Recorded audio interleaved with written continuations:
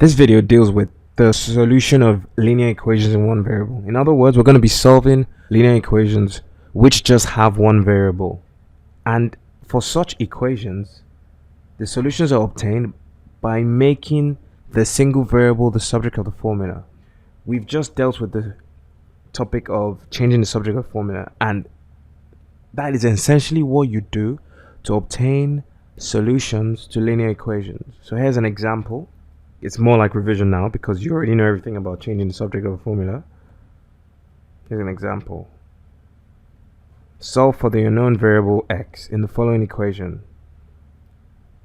To solve for the unknown variable, or to solve this equation, you just need to make x a subject of the formula. When you make x a subject of the formula, you can then say x is equal to something, because the question says solve for the unknown variable. We want to know what value the unknown variable takes, and you achieve this by making x a subject of the formula. So just because you know everything about changing subject of formula, I'm just going to rush through the solution. So adding 4 to both sides gets rid of the minus 4, because we're trying to isolate x on the left hand side.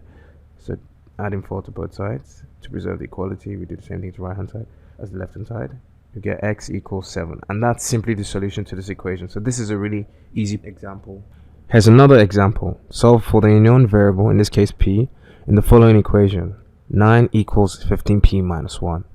We want to know what value p takes. We want to make p the subject of the formula. That is the meaning of this question. And you know you want to isolate p on the left hand side, so a first logical step is to swap the left hand side term with the right hand side term so that the term involving p now appears on the left hand side. So we're getting closer to the final solution. So doing so gives 15p minus 1 equals 9. You've seen this before.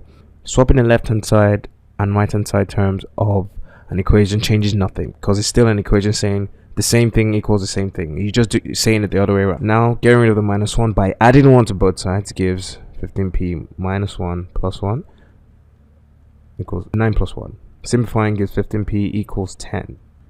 Therefore, just to get p, to isolate p on the left side, let's get rid of the 15. And you do that by dividing through by 15. You get rid of the 15 by dividing through by 15. Doing so gives the following. 15 and 15, 1. So we have p, now isolated on the left hand side, equals 10 over 15. And this can be simplified to give 5 and 10, 2, 5 and 15, 3, in case you don't know. I'm dividing the numerator and denominator by the same number 5. 5 and 10 is 2, 5 and 15 is 3. So this is just a simple case of division. So the solution to the equation is p equals 2 over 3. And what does that mean? It means that when p is 2 over 3, the equation is satisfied, and we can test it out. So let's see what happens when we replace p with 2 over 3. The left hand side is 9.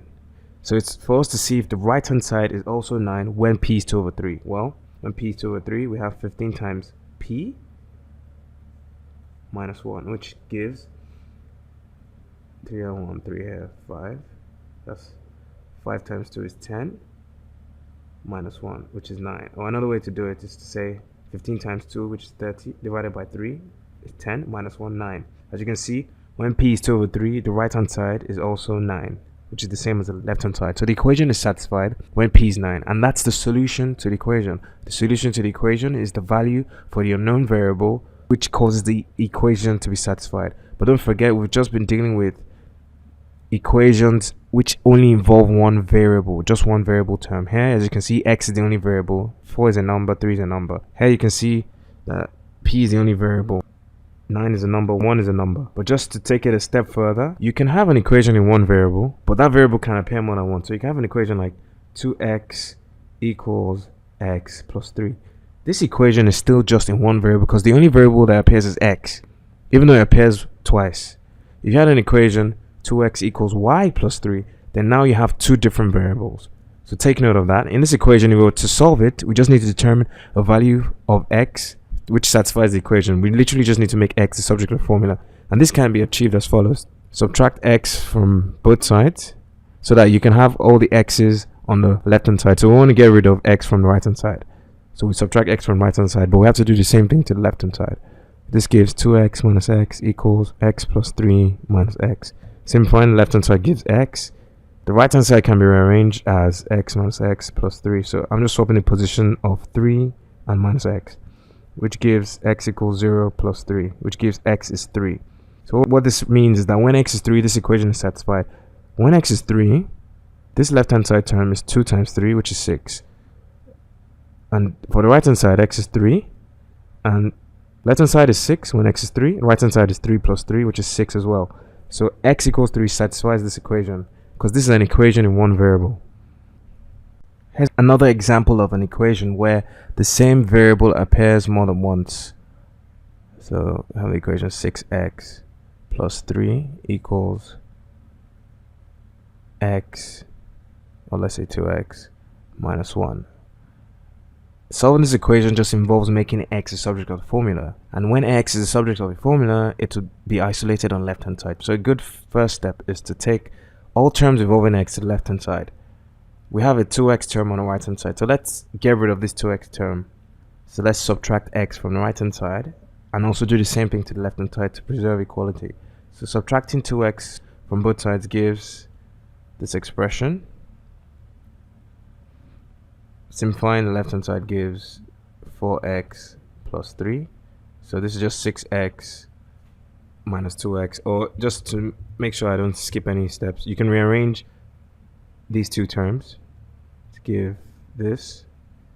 Also here you can rearrange these two terms to swap minus 1 with minus 2x, just the positions, to give this. So now you can see that 6x minus 2x is 4x, that plus 3 equals 2x minus 2x is 0, so all we have is just minus 1 left. Now, taking 3 to the right hand side, or subtracting 3 from both sides, so to get rid of the 3, on the left hand side gives this.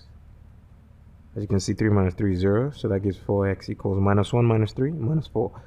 Dividing through by 4, so you can isolate x on the left hand side, gives x equals minus 4 over 4. I'll divide through by 4. 4 here, 1. So we have x equals minus 4 over 4. X equals minus 1. That's the solution to the equation.